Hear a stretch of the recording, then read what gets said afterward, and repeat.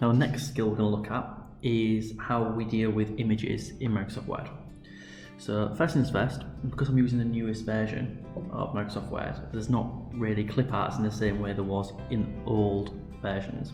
So if you go to insert, you've got things like your shapes like normal, like your squares and things like that. And then instead of clip art, we have icons. Now these are built into Microsoft Word, and there's a series of different ones. So I haven't searched this before, so let's see if we've got anything for weather. Let's take a little example. So let's say for weather, I've got little icons of a rain cloud. So I click that and insert it, and it should, when it loads, give us that icon. So it's just like the newer version of clip art, but the more sort of professional looking icons, a lot of vector graphics. So we can insert those in like that, and there's nothing much more to say about that, but that's how we can insert those images. Now if we want to insert an image that we've already got, we can go to insert pictures, and then we can take a look at what we want. So I'm going to go to my downloads, and I'm going to look at this image here, so my thumbnail for this video, and then that's my information done, that's my picture in. So what I can do next is I might want to crop it. So to do that, I can right click, press crop, and then I can change the size. So I might just want to say, so it looks like that. So I can do that and click off like that. And if I want to resize the image, I can click onto it, go to picture format, and I can change the size. So I might want it 10 centimeters, just like that. So 10 centimeters width. And what I've done there is that's kept the aspect ratio. Now I've clicked this button here, which is the same as going to the properties, where you've got the position and whatnot. And you've got lock aspect ratio and relative to original picture size. Now if I take that off, and I want it a very specific size, like 10 by 15, that's exactly how I want it, but it does mess with the aspect ratio, which means the image may start getting squashed, like that.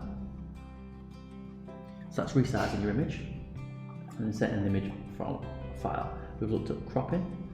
So now the next thing what I want to do is rotate or flip an image. So there's a couple of ways we can do that. So first things first, we can just take this little curved arrow, hold shift, and we can rotate things that way.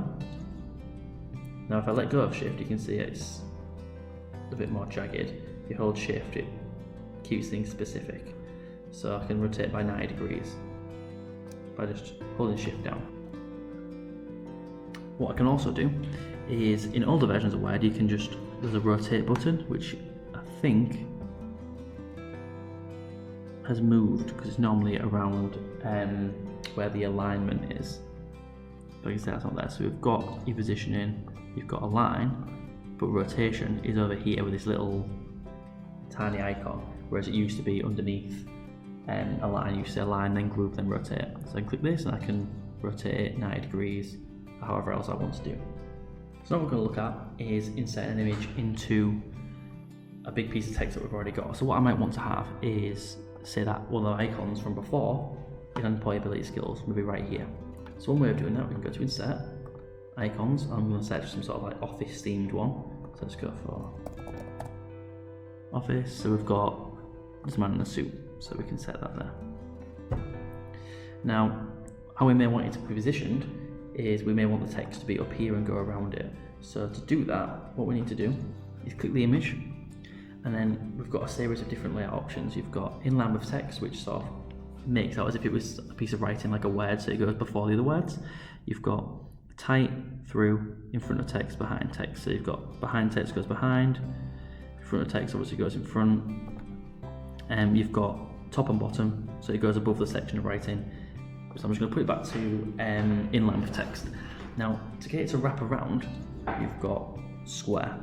So if I go to see more, go to text wrapping and go to square, what I can choose is where I want the text to wrap around. Do I want it to go on the left, the right, both sides? How do I want it to appear? So I'm going to put it to right only. I'm going to say I want a 3 centimeter gap from the left of the image. Press OK. You can see I've got the writing is now to the side of my image. If I want to change that again, I can go this way as well to do it. So more layout options. And what I might say is I want it on the left only. So then if I move my image the writing goes to the left, just like that. So that is our text wrapping.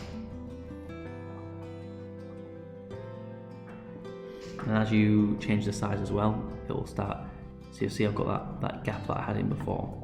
So if I put that back to the right again, make the image larger, you see, and make sure the writing goes to the right, so it looks a lot more professional, it's not got a big gap.